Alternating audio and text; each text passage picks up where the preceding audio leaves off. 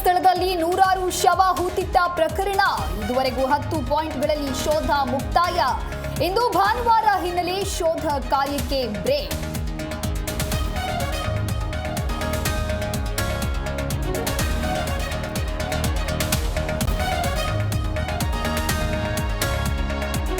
Court ಆದೇಶದಿಂದ ದೇವೇಗೌಡರ ಕುಟುಂಬಕ್ಕೆ ಶಾಕ್. ಪ್ರಜ್ವಲ್ ತೀರ್ಪು ಪ್ರಶ್ನಿಸಿ ಹೈಕೋರ್ಟ್ ಮೊರೆಗೆ ಸಿದ್ಧತೆ.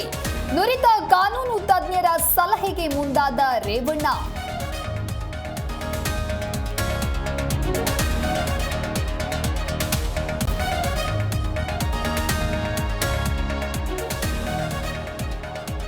ಸಾರಿಗೆ ನೌಕರರ ಜೊತೆ ಸರ್ಕಾರ ಸಂಧಾನ ವಿಫಲ. ಬೇಡಿಕೆ ಈಡೇರಿಕೆಗೆ ಮಂಗಳವಾರ ಮುಷ್ಕರ. ನಾಳೆ ಸಿಎಂ ಜೊತೆಗೆ ಸಭೆ. ಮುಷ್ಕರ ಭವಿಷ್ಯ ನಿರ್ಧಾರ.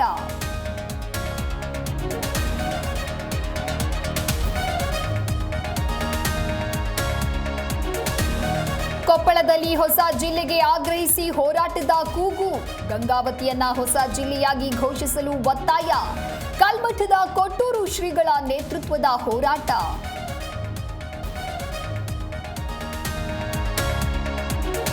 ಕೇರಳ ನರ್ಸ್ ನಿಮಿಷಾ ಪ್ರಿಯಾ ಪ್ರಕರಣಕ್ಕೆ ಟ್ವಿಸ್ಟ್. ಯಮನ್ ಗಲ್ಲು ಶಿಕ್ಷೆ ರದ್ದಾಗಿಲ್ಲ, ಮುಂದೂಡಿದ್ದಾರೆ.